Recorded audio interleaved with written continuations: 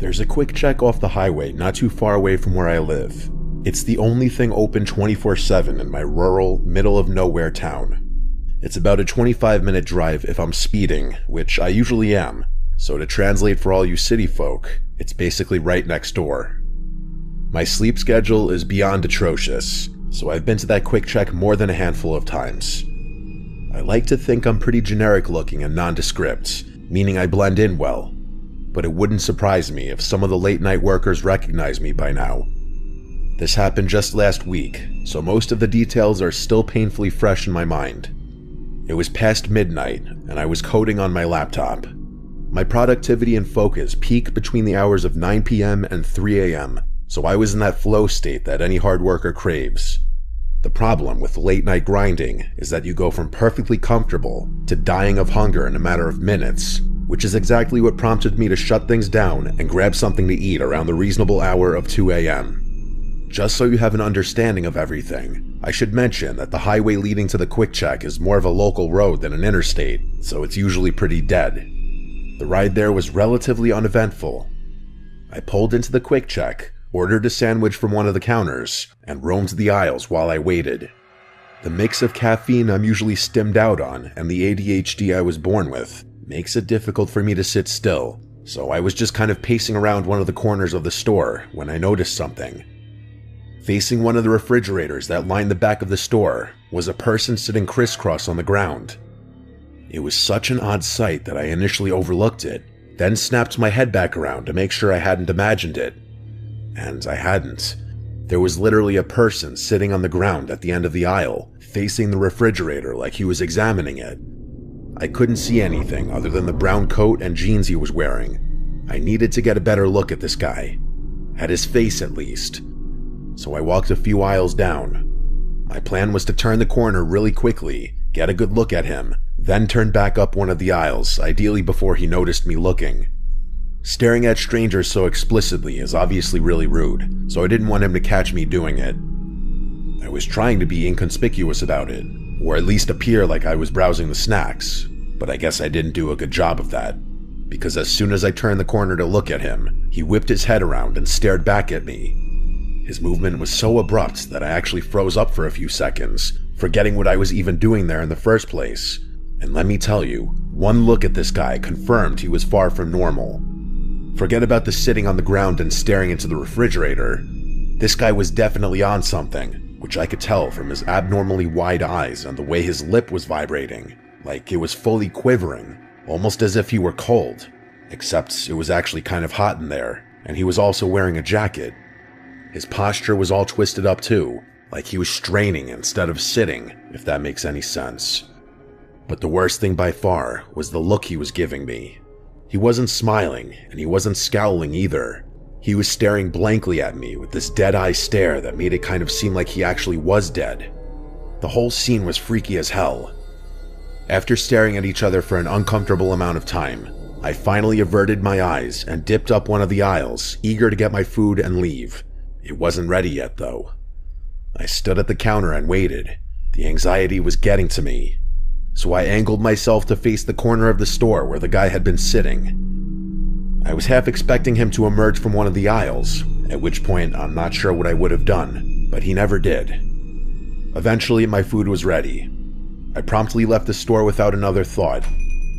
I thought that was the end of it, but as I was turning to get back on the highway, I saw something move out of the corner of my eye. I glanced back towards the store and saw a person running full speed from the store entrance to the far end of the parking lot. I was already halfway onto the highway at that point, but as soon as I saw what looked like a brown coat, I knew it was him. As I drove past the quick check, I looked over at it one more time to see that guy was now jumping into a truck. I didn't even want to imagine what a guy like that could possibly be rushing to do at 2 a.m. I was just happy I had nothing to do with it. I sped off, just wanting to get home in peace. After a few minutes, the last of the fluorescent storefront lights faded into darkness behind me, and I was driving through desolate nothingness once again. I'm used to being the only car on the road when it's that late at night, which is why it was so surprising when I noticed headlights in my rearview mirror, but it was even more surprising when I realized the headlights were getting closer, meaning they were going faster than me, and I wasn't exactly driving the speed limit. My first thought was that I was about to get pulled over, so I instinctively slowed down a bit. The headlights kept approaching, and I knew what was about to happen. Police lights were about to start flashing, and my night was about to be ruined. But once the car finally got close enough, I realized it wasn't a cop. It was that guy from the quick check. It was the same car from the parking lot. I've never been more certain of anything in my life. I slammed my foot back on the gas and got back up to speed. The guy behind me started flashing his lights at me and honking, and I didn't know what to do. Try and outrun him or pull over and just pray that he'd keep going. I was in a sedan and he was driving a pickup truck, so I figured I could outrun him. The faster I went though, the more terrified I became. I can only describe that feeling as true terror, the feeling that you're literally approaching death. By the time I'd gotten up to 100 miles per hour, the voice in my head was screaming that I was going to die if I kept accelerating. I swerved into the right lane, hoping he'd shoot by me, but instead, he actually swerved to stay behind me. I started slowing down with the intention of pulling over on the shoulder, but the moment I took my foot off the gas, the truck actually rammed into me. I grabbed the wheel to stabilize the car and realized I was in a life or death situation. The guy tailing me was trying to kill me. Everything was happening so fast. I couldn't think. I knew he was going to try ramming me again, and at that speed, I knew I would be lucky not to spin out.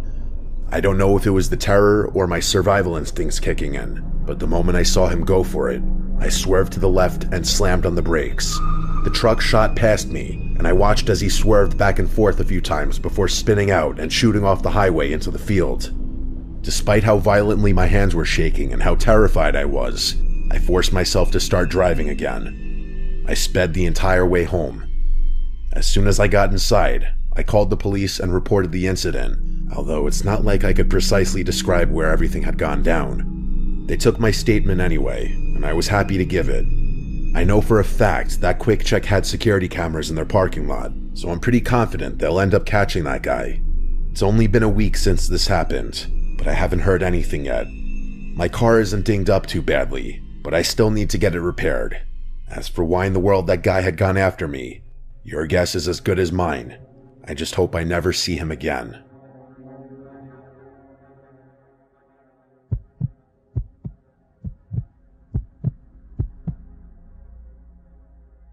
This happened in the summer of 2022. I was 25 and working what I guess you'd call an unusual logistics job. I was hauling refurbished electronics and custom PC parts for this last-mile delivery startup that was trying to compete with Amazon in weird rural markets. The routes were long and completely erratic. Sometimes I'd be driving for 12 hours straight, often through the night, hitting these remote parts of the Southwest that most delivery companies refuse to touch. The pay was decent enough to make it worth it, and I didn't mind the long drive since I had grown up in a road-tripping type family. This particular night, I was deep into the final leg of a Phoenix to Lovington run. It was around 1 in the morning, and I was winding through this desolate stretch of Route 82, past the outskirts of Lincoln National Forest in southern New Mexico. If you've never driven through that area at night, it's hard to describe how isolated it feels. The road is narrow and poorly lit. You might see another car every 20 or 30 minutes if you're lucky, but here's the thing about that particular stretch. It's also the only accessible route cutting through the area for miles. The GPS alternatives would add like 2 hours to the trip, winding you way north through Carrizozo or something like that. So if you needed to get from point A to point B in that part of New Mexico, you pretty much have to take Route 82. Anyway, I was listening to some true crime podcasts when I rounded this bend and saw a red hatchback awkwardly pulled onto the gravel shoulder with its hazards flashing. I slowed down a bit out of habit. As I got closer, my headlights illuminated a woman standing next to the car. She was holding her phone high in the air like she was trying to catch a signal. My first instinct was to just drive past. I mean, I'm not heartless, but I'm also not naive about the kinds of situations you can walk into in that part of the state at that time of night. But then I started thinking about my own girlfriend or my sister and how I would want someone to stop if they were stranded in the middle of nowhere. Plus, I wasn't completely defenseless. I had a Glock 43 holstered just under my steering column. I never explicitly got permission from the company to arm myself, but given some of the areas we delivered to, It seemed like common sense to me. I slowed down and cracked the passenger window a couple inches. The woman, who didn't seem much older than me, rushed over immediately and tried my passenger door handle, which was locked. She said she needed a ride to the nearest gas station and claimed her car had just died and she couldn't get anyone on the phone. Her voice had this jittery quality to it, like she was either really stressed or maybe on something. I hesitated for a few seconds. The situation felt a little off, but what tipped the scale was knowing I had a firearm within reach. I figured if things got sketchy, I'd be able to handle myself, so I unlocked the door. She got in quickly and gave me this vague and slightly slurred "thank you so much" without really looking at me. The way she slurred her words made me think she was drunk or maybe a little tipsy, which made me a little cautious. Before driving away, I asked her some obvious questions. Had she hit something or did the engine cut out, that sort of thing. But she kept deflecting, repeatedly asking me to just drive. Nothing she said really made sense, and I was leaning towards kicking her out of my car the more she talked. I was about to make a decision when I glanced over at her car one more time. To my horror, a man stepped out from behind it like he had been hiding there the whole time. The adrenaline started to kick, and I turned to face forward. There was another figure that had stepped directly in front of the road about 50 feet in front of us. There was something long in his hands, maybe a bat or a pipe. I couldn't tell exactly. He started moving toward my car, and that's when my survival instinct took over. I floored it. I didn't even try to be subtle about it. The woman whipped around to look back and immediately started yelling. Then she reached down and started digging around in her purse for something. I had a feeling I knew what she was looking for, so before things could escalate, I yelled at her to freeze and drew my gun. I didn't point it at her, but instead just rested it on the steering wheel so she could see it. Whatever she had been reaching for, she stopped immediately.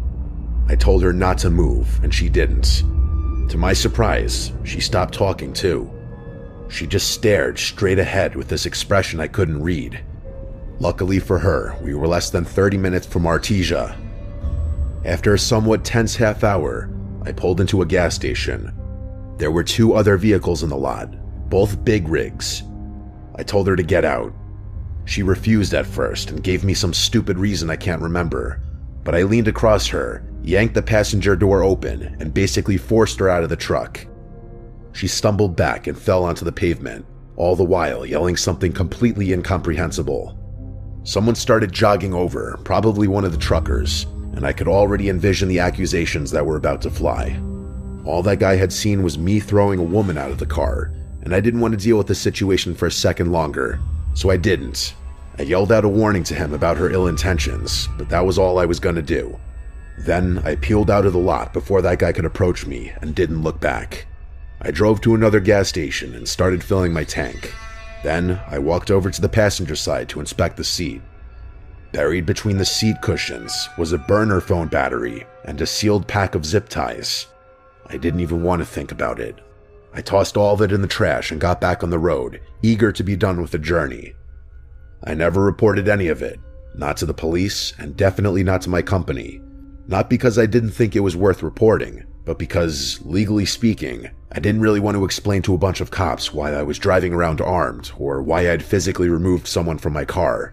I'm not going to get into it, but you can connect the dots on that one yourself. One thing's for sure, though. Being armed that night may have very well saved my life.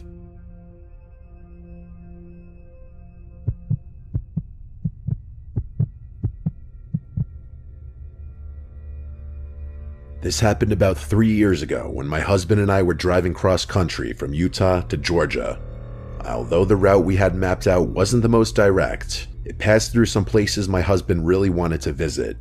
The downside of that, though, was that we'd be cutting through some pretty desolate stretches of highway.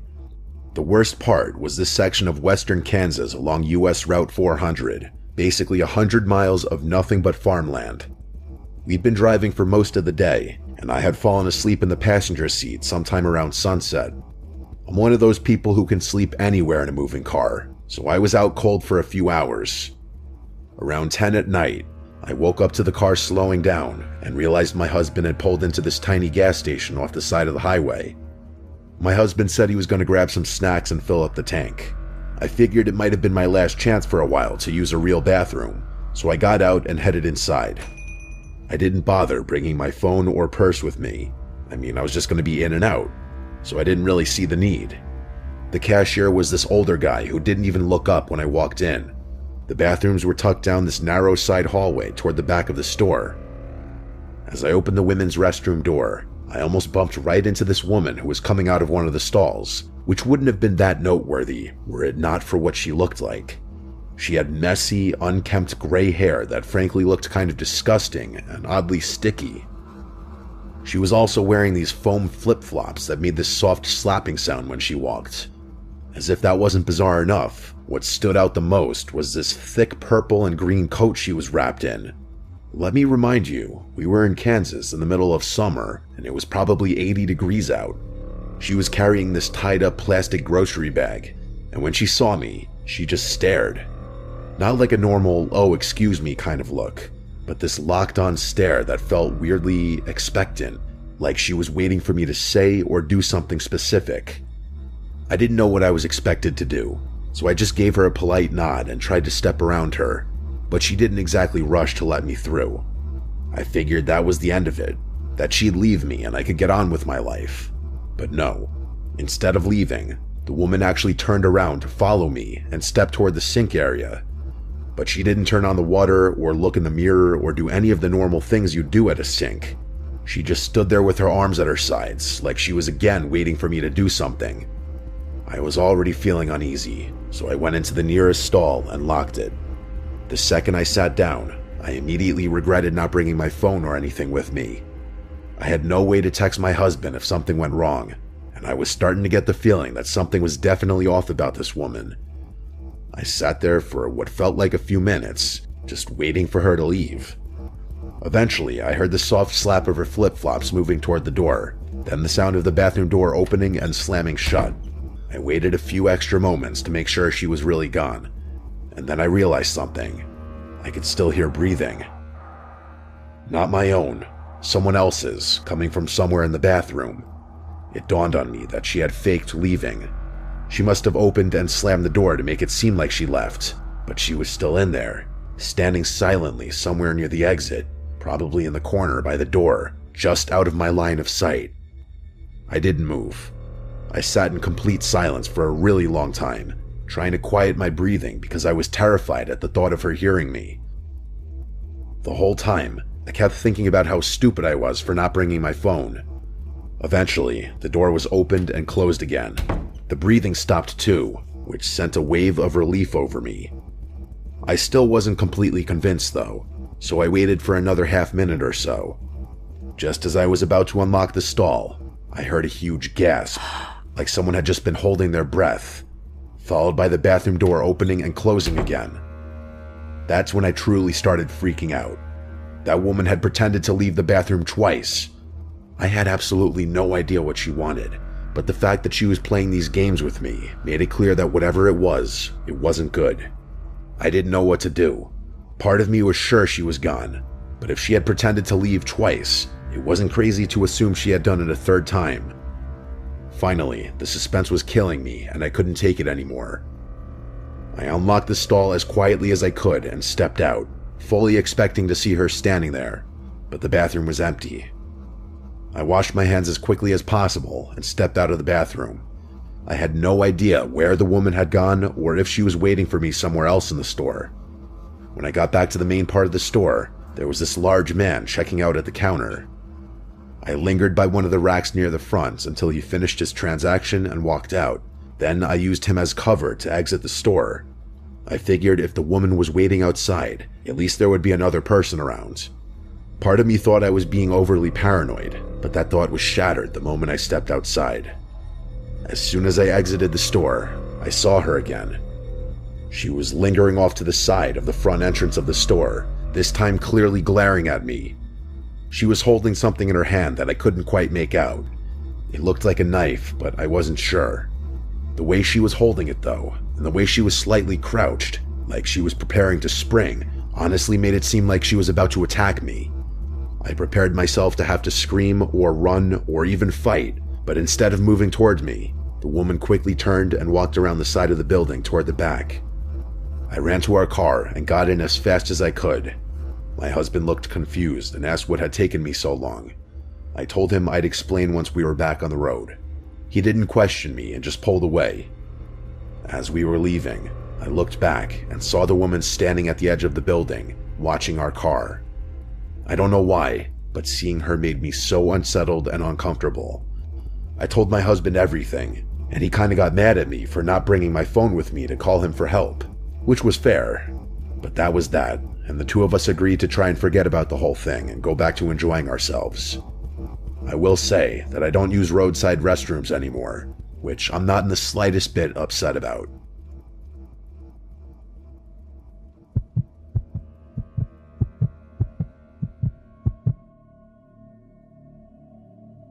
This happened to me in 2020. I was 24 at the time, working for a small logistics company.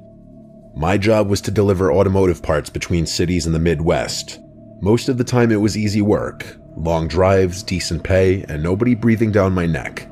But that job is also the reason I will never stop at a highway rest area after dark again. It was mid-January, freezing cold, the kind of night where even the dashboard lights feel too bright.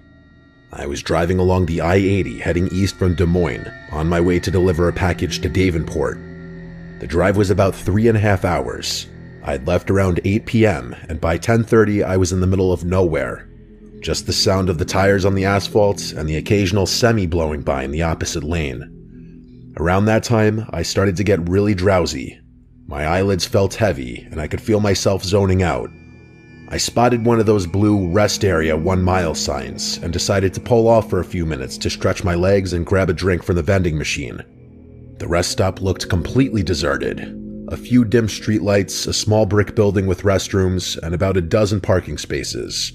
Only one other vehicle was there, an old white van parked way off at the end of the lot, lights off. I parked under one of the lights, locked the truck, and went inside.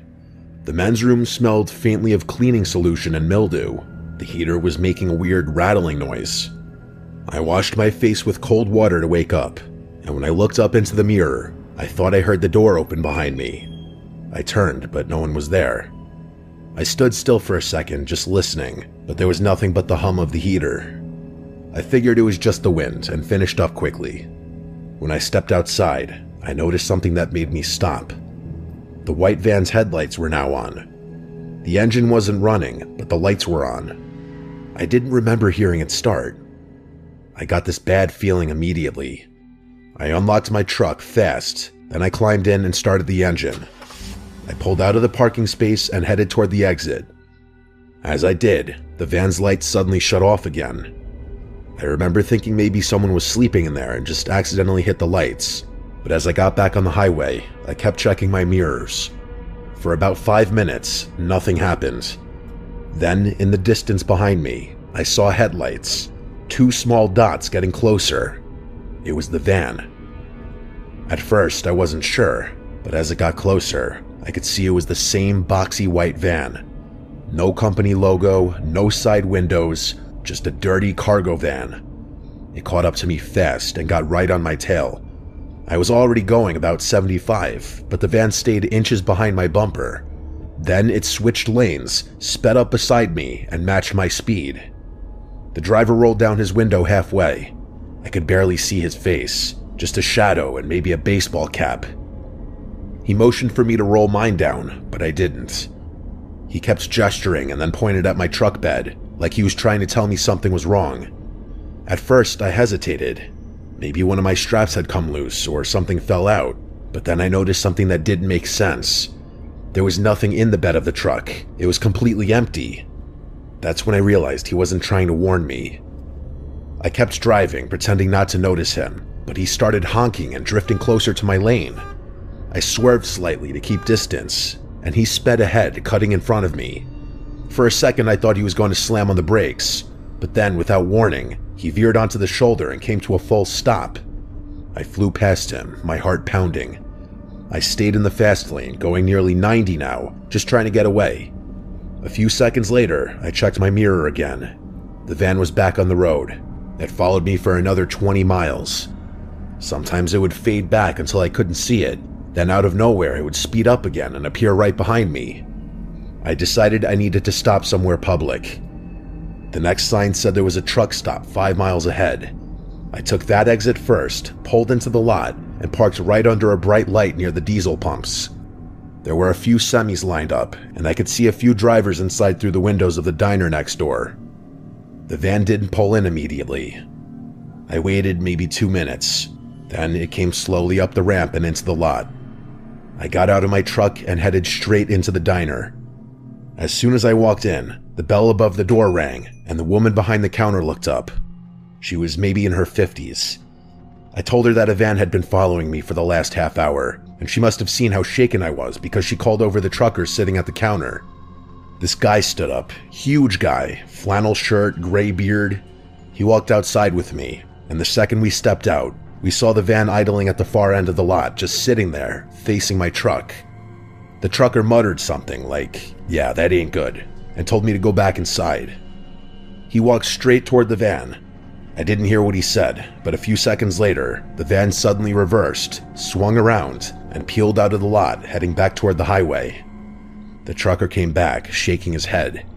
He said there were 2 guys in there, both wearing hoodies, both just staring straight ahead, not saying a word. I stayed in that diner for almost an hour, until I was sure they were gone. I finished the rest of my drive with my eyes glued to the rearview mirror. When I got back to Davenport, I parked under the hotel lights and checked my truck. Everything was fine, but there were 2 smudges on the tailgate, like someone had tried to open it with dirty hands. I quit that job a few months later. Now, every time I drive long distance, I fill up before dark, bring snacks, and I don't stop unless it's somewhere crowded and open 24 hours. Because I know for a fact, if I had rolled down that window or pulled over when they told me to, I wouldn't be here telling this story.